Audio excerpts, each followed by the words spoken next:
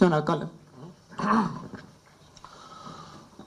Բարև ձեզ բոլորին, ես էլ եմ միանում շնորհավորանքներին մայիսի 1-ի հետ կապված եւ շնորհակալություն քննարկումը կազմակերպելու համար։ Մի քանի կետի կփորձեմ անդրադարձ կատարել։ Առաջինը սահմանադրական դատարանի որոշումը պետք է ճիշտ ընկալենք, որովհետեւ սահմանադրական դատարանը ուղղակիորեն արձանագրել է ձևավորված պրակտիկայի հակասահմանադրական լինելը։ Անունը ինչ էլ որ գրենք, ընդ սահմանադրական այս ձևով, այն ձևով, ուղղակիորեն արձանագրել է օրենքով ձևավորված պրակտիկայի հակասահմանադրական լինելը։ Ինչի եմ դա ասում, գործընկերս նշեց, արդեն կան որոշումներ, որտեղ երկար հիմնավորում են ինչի հանցագործության հետ կապը էական չի։ Սա ինչի է շատ կարևոր, սա կոչ է բոլոր դատավորներին, ովքեր գործերը քննում են։ Մի քիչ դուրս եկեք դասընթացների ծավալներից, ինչ որ դասախոսները գալիս միջազգային փորձագետները նկարագրում են, փորձեք օրենքի վերլուծություն անել։ Որովհետև գործընկերս նաև ներկայացրեց 4-րդ մոդելի երկիր, 3-րդ մոդելի երկիր։ Հայաստանի Հանրապետությունը որևէ մոդելի երկիր չի, Հայաստանի Հանրապետությունը երկիր է, որտեղ գործում է որոշակի իրավական համակարգ։ Եվ այդ իրավական համակարգի շրջանակներում կես կատակ, կես լուրջ, ես ասում եմ, սպասում եմ հեսա մի հատ պահ, որ հայցվորը հեսա մի հատ արգումենտ կբերի ու կասի այն դասախոսի 3-րդ սլայդում այսպես է գրված։ Դատավորն էլ մի հատ վճիռ կգրի, որում կասի այն մյուս դասախոսի 4-րդ սլայդում է այսպես գրված ու կբերեմ դա այս մի հատ օրինակի վրա, ինչի եմ դա այդպես կարծում ու անցնենք առաջ, բոլորը խոսում են, որ այս գործերով ապացուցման շեմը հավանականությունների գերակշռությունն է, հավասարակշռությունն է։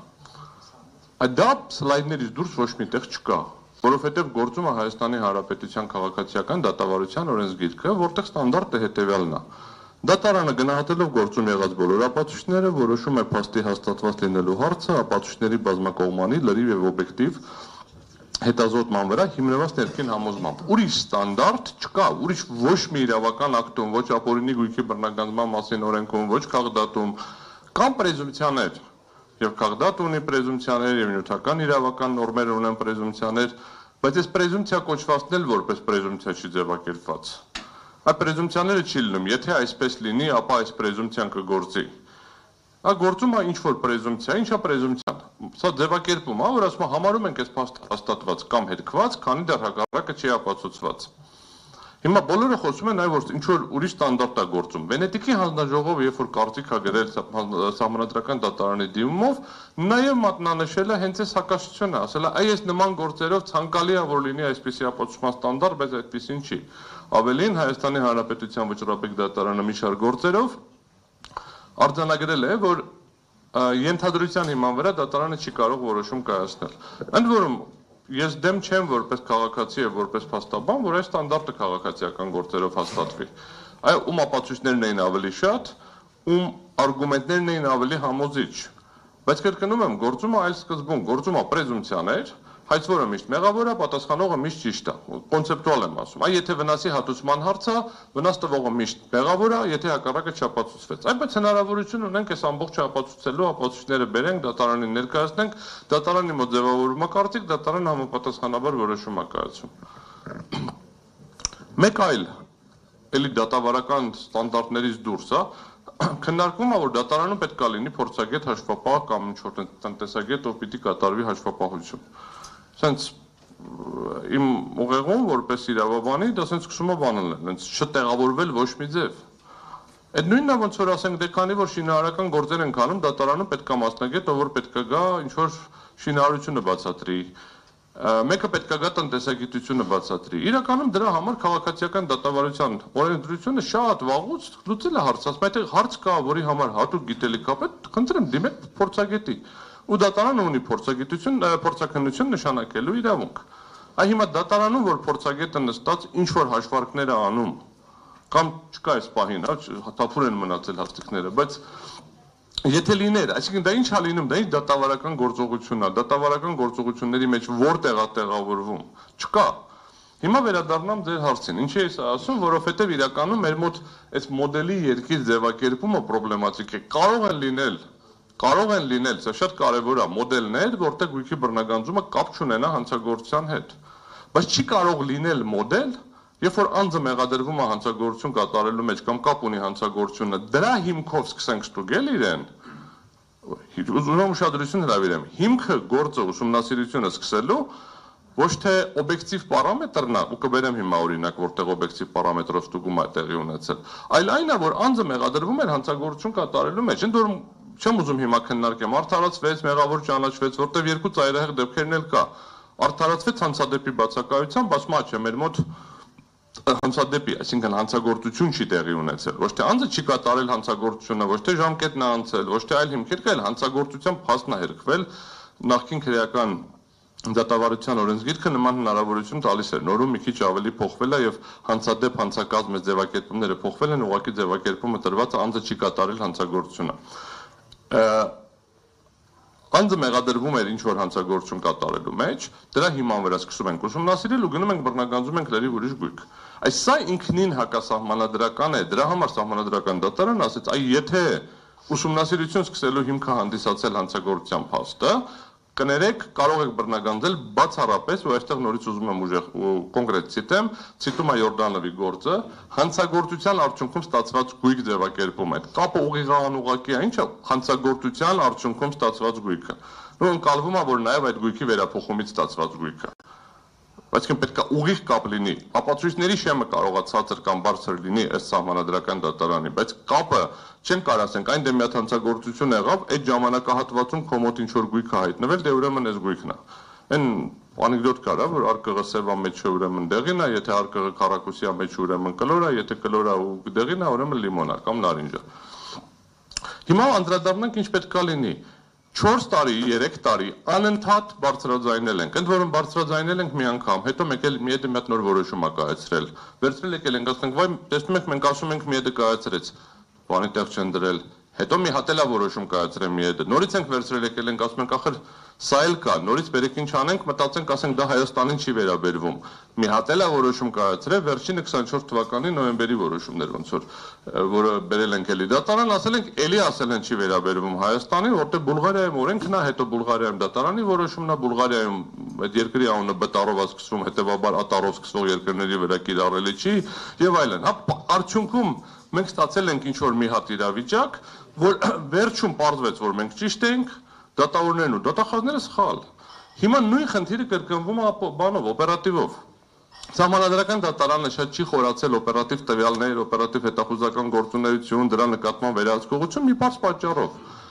Գործեր չեն եղել, որտեղ այս հարցերը քննարկված լինեն։ Այս հարցերը նոր-նոր սկսում ենք դատարանում քննարկել։ Երեք եմ ունեցել առաջին նիստը, ես իմ մասնակցությամբ, այսինքն վստահորդի հետ կապված նիստ եղել էր, բայց իմ առաջին մասնակցությամբ, երբ որ մենք օպերատիվ տվյալ, օպերատիվ հետախուզական գործունեություն, վերահսկողություն, օրինականություն, այս հարցերը դեռևս քննարկման առարկա չեն դարել, հիմա են դառնալու, եթե քննությունը դատարանում ՍԴ-ում լիներ բանավոր սրան, հնարավոր կլիներ ավելի ուշադրություն հրավիրել, որովհետև այդ պահին արդեն ինֆորմացիան կար, ոնց է իրականացվել, բայց փաստը մնում է փաստ, որ հիմա էլ մենք մի ցիկլ պետք է չանցնենք, որ նորից գանք բացատրենք, ցույց տանք, հիմնավորենք, վերջում մեզ ասեն, չէ, մեր մոտ 5-րդ մոդելն է կամ 7-րդ մոդելն է կամ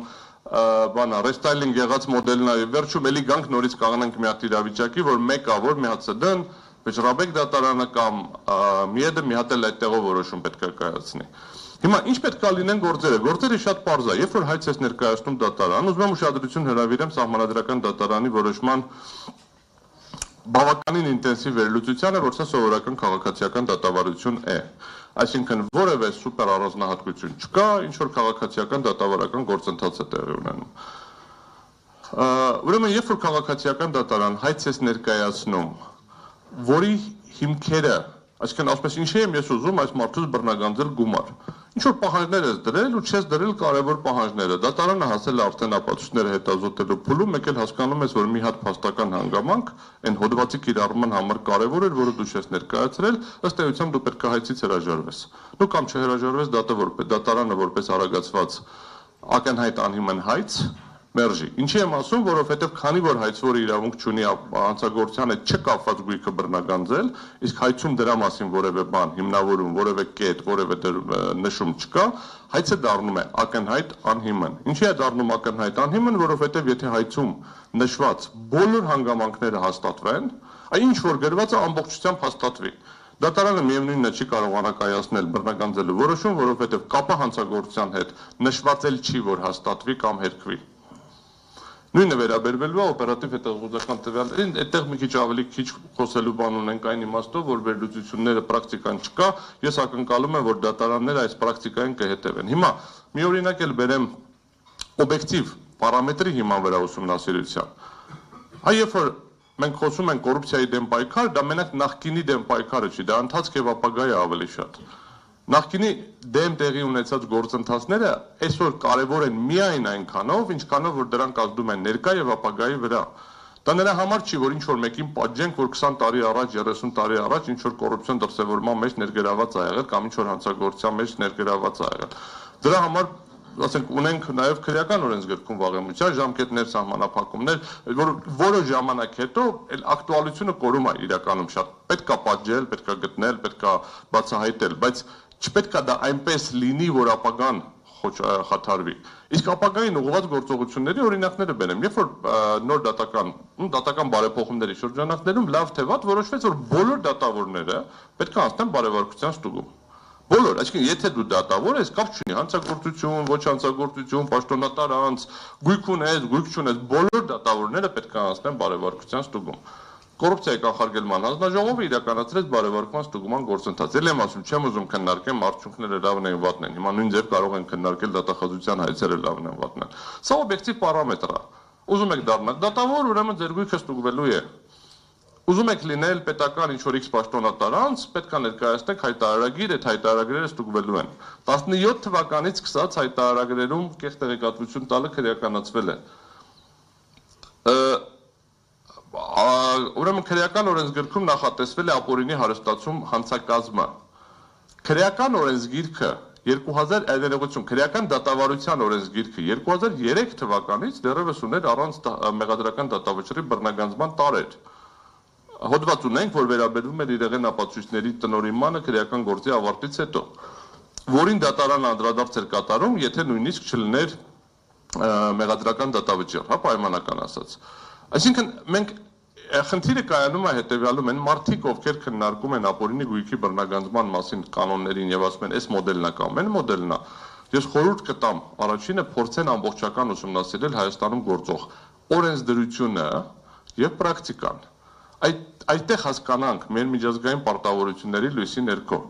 հակակոռուպցիոն կոնվենցիաների լույսի ներքո, ինչ հատվածներ են պակասում եւ այդ հատվածները ոչ թե վերցնենք մի հատ ուրիշ տեղից ամբողջությամբ բերենք, մի հատ ամբողջ օրենք ընդունենք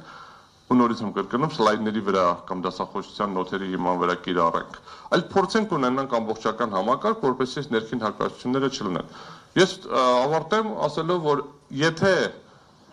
դատախազությունը իրոք օրինականության պահպանման գործառույթ ունի,